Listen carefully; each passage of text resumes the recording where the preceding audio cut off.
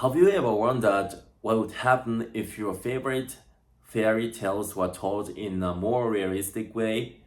What if the heroes were not perfect, but had flaws like us? That's exactly what Osamu Dazai does in his book Otogizoshi. We'll explore how Osamu Dazai transforms Japanese folk tales into a more realistic and deeply personal stories. Let's get started.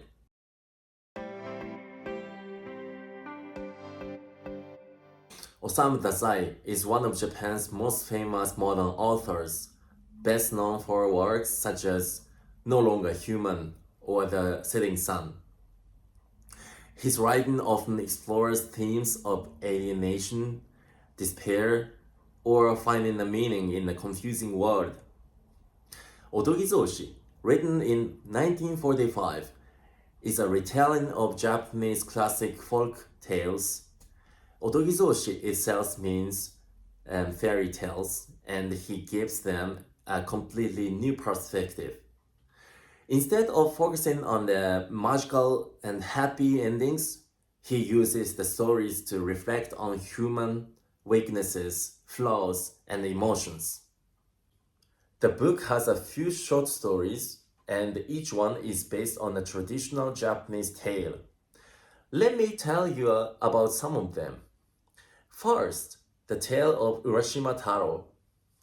The original story is about a fisherman who saves a turtle, visits an underwater palace, and returns to find that centuries have passed. In the Dazai version, Urashima is not a brave hero. He is portrayed as a man weighed down by regret and confusion. His journey becomes a metaphor of escapism, running away from responsibility and the harshness of life, only to realize that you cannot escape reality forever. Number 2, the tongue-cut swallow. The traditional tale, a kind old man is rewarded by a swallow he saved, while his greedy wife is punished. In the Dazai version, changes the swallow into a tricky and selfish character.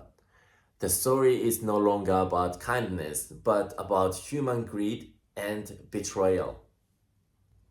Number 3, the crab and the monkey. The original story is about a crab seeking revenge on the monkey who hurt it. In the Dazai story, focuses on how revenge doesn't make anyone happy. It shows how violence only creates more suffering. Now let's talk about what Otogizoshi is really about. He uses these fairy tales to reflect on human condition, especially in the context of post-war Japan. Here are some ideas he explores. First, his characters are often weak, confused, or selfish. He shows us that these flaws are a part of being human and that that's okay. Second, his characters often struggle with the passage of time or circumstances of their actions.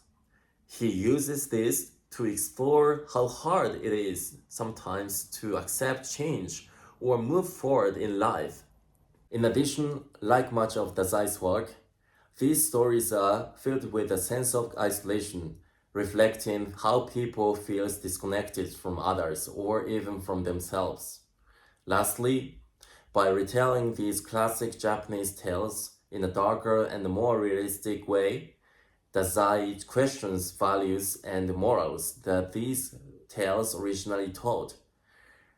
He asks us to rethink what we believe and why. I highly recommend this book because you can not only gain first insight into Japanese tales if you haven't read them, but Dazai sarcastically connects these magical stories with human world. It shows us the fairy tales aren't just for children. They can also teach us for ourselves, our flaws, and how to find meaning in an imperfect world.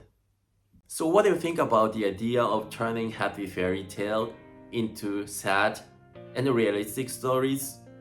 Does it make them more relatable or does it take away the magic? If you enjoyed the video, don't forget to like and subscribe. Thank you very much for watching and see you next time.